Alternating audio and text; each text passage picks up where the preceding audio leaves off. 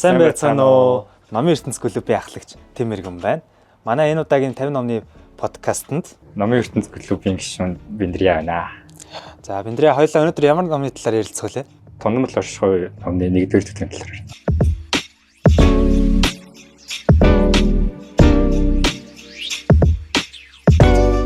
Нэг гэхээр дахиад 2 дугаар бүттэй юм тийм ээ? Тийм бага. За Биндрия хоёулаа зохиолчтойхын талаар хуваалцъя. Хээ Авансан болон Хээ Батманд гэдэг хоёр зохиолч байгаа. Тэгээ Хээ Батманд нь болохоор өөрөө дууцсан мэрэгчлэлт бас. Өөр энэ хоёр нь яг ямар ерөнхий мэрэгчлэлтэй хүмүүс? Өв соёл судлаач.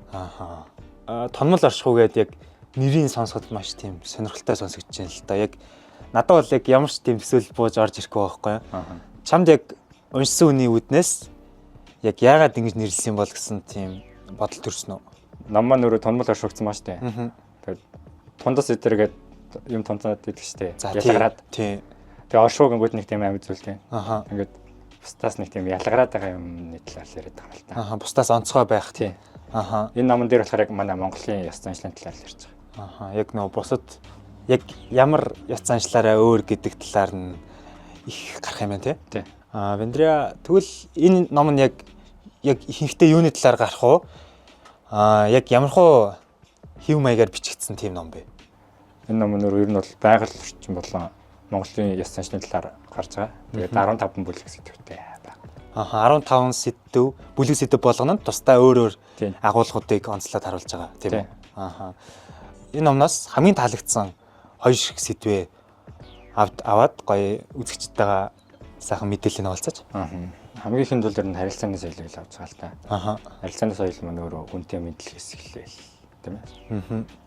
Ер нь бол хүнтэй бүрэн гүйцэд мэдлэх хэвээр. Жишээ нь өөрөөсөө өгч настай хүнтэй таарвал таны бие лагшин тунгалаагүй. Тэгээд үйлрлээс хамаараад сайхан үйлч гинөө, сайхан аварч гинөө гэл.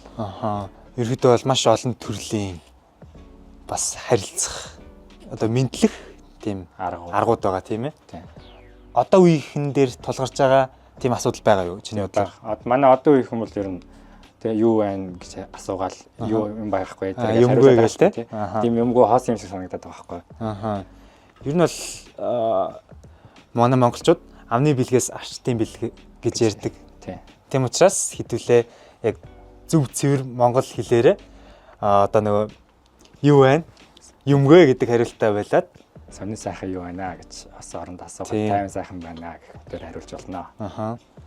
За өөр ямар сэдв байна? Өөр эцэг хаяр гэсэн сэдв байгаа. Тэгээд эцэг хаяачийг хариулна гэдэг нь өөрөө мөнгөтэй болоод гоё хувцас өмсөд явахыг өрнөл хэлэхгүй. Зөв хүн болоо тий. Зөв ер нь гоё зөв төлөвсөн байхыг хэлнэ л дээ. За тэгвэл хоёлаа саяжингаа эцгийн хайр, харилцааны соёл гэх мэт сэдвүүдийг ярилцсан. Энэ удаагийн 50 номны маань сэдв болохоор байгаль экологийн тухай 50 ном гэсэн сэдвтэй байгаа. За тэгвэл энэ сэдвтэй маань манай энэ ном хэрхэн холбогдоод яг чи шинээр ямар мэдээллүүд олж авсан бэ? Чи лус гэж мэдгүй. Лус сонсч ирсэн байна. Яг лус гэнгүүт ардаас нь бодогдож байгаа үг гэвэл савдаг гэж л орж ирж байна да. Тэр нь савдагт бол нэг холбоог. Лус нь өөрөө ингээд 3 төрөл байгаа. За. Тэгээ одоо ингээд дурдвал лүм бум гарав, лүм бум нагуу, лүм бум тавуу гэд 3 төрөл байгаа. Тэгээ лус гэж өөрөө яг тодорхойлолтно гэвэл тухайн газар нутгийн одоо амьтан тийм ээ. Тэгээ тухайн газар нутгийг бүхэлд нийлээд байгаа юм л да. Эзний нийлээд байгаа юм л да. Яг ямар байдлаар энэ лусуудаа 3 янзаар хувааж байгаа вэ? Ер нь амьтдаар л хувааж байгаа. Амьтан болон газар нутгаар. Одоо жишээ нь уул усных байвал тийм гэх мэт одоо хуваагдаад явах юм байна тийм ээ. Тийм. Тэгээд ерөнхийдөө бол усыг бол тийм одоо газар нутгийн нэг цулуугнаас хамаагүй оролцож болохгүй энэ төр гэдэг юм байдаг шүү дээ. Яг тийм лус хэрвээ тэх юм бол хийлгэндэг тэгээд чамд ер нь муул. Манай яг дээд үеийн одоо жишээ нь манай аав ээж нар уул усанд явж байхдаа энд тэнд битгий хамаагүй газар бийцчи гэх мэтэр хилдэг. Тэгэхээр ер нь бол лусаа хийлгэнүүлээд тэгээд лусаа хийлгэнүүлэхгүйгээл тэгэж хэлээд байгаа юм л да. Лусаа хийлгэнүүлвэл ерөөдөө бол муу зүйл тохиолдно гэж үзэх юм байна. За тэгвэл чиний бодлоор энэ номыг хэдээс хэдэн насны хүмүүс уншвал маш тохиромжтой гэж бодож байна? Ер нь 8 дугаар ангиас дээш уншихад тохиромжтой. Аа дээшийг Дээшийг ер нь асуул хамаагүй тий. Сурахад бас нас хариуцахгүй байдаг. Аа яг бүх насны хүмүүст зориулахаар тийм олон юм мэдээлэл агуулсан ном байна гэж ойлгож байна тийм ээ. Өөр байгаль орчинтой холбоотой ямар тийм онцгой содон сэдв байсан бэ? Өөр байгалыг шинжих гэсэн сэдв байгаа. За. Үүл хоошоо сүржнөгөө тэгвэл буцалтаа хур хэмжээгээр ордог. Тиймээс ингээд үг сөрүүл хэрүүл, үйл сөрүүл бороо гэх мэтэр ингээд тиймэрхүү юм гарсан байгаа л та. Тэр ер нь бол яг одоо байгаа цагаагаар эсвэл уул усаа хараад тий одоо дараа нь юу болохыг ингээд цагийн гараа мэдээ шиг таамаглаж байгаа юм уу? Ерөнхийдөө бол одоо үед бид бүхэн цагаарын мэдээ гээд орой болгон суугаад үздэгтэй адилхан. Тэгээ дээр үед хүмүүс яг ерөнхийдөө дасал болоод тэр талаараа сайн мэддэг байсан. За өөр чиний сонсч ирсэн ямар тийм шинжих арга байна? Өөр одоо аав ээж маань тий өнөөдөр ингээд тэнгэрийн хаяа улаан шаргал байвал маргааш нь дулаар нь гэх мэтэр бас ярьж байгаа л та. Тэгэхээр бидний яг энд байгаа манай нийт жагсаалтын 50 номноос ягаад энэ тунмал оршихуй гэдэг номыг сонгож уншихаар шийдсэн бэ?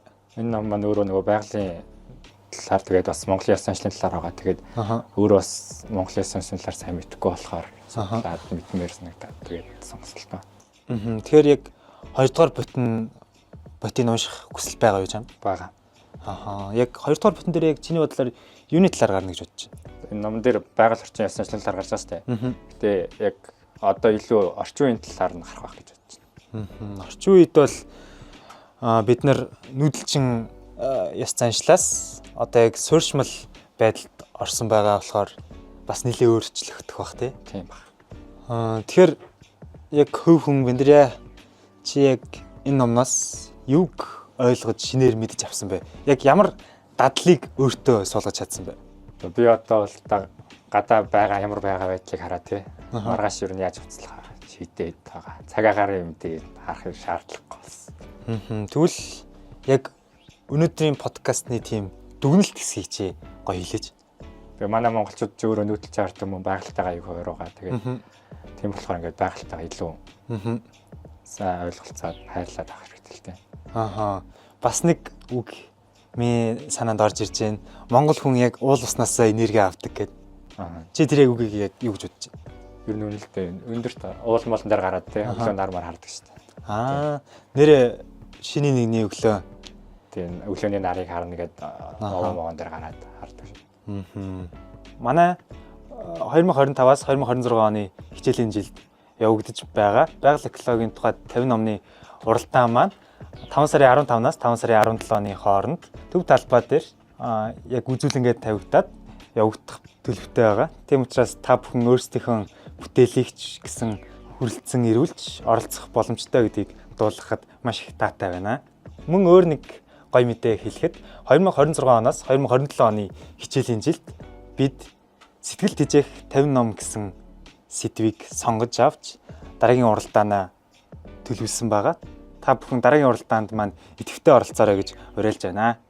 Манай энэ удаагийн дугаарт хүрэлцэн ирж оролцсон клубын гишүүн Пендряда маш их баярлалаа. Баярлалаа. Дараагийн дугаараар уулзтлаа. Түр баяртай.